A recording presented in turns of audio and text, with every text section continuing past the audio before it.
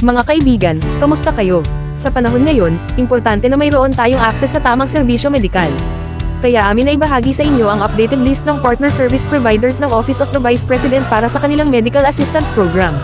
Private Hospital and Pharmacy, Medical Supplies, sa Region 9 Zamboanga Peninsula at Region 10 Northern Mindanao.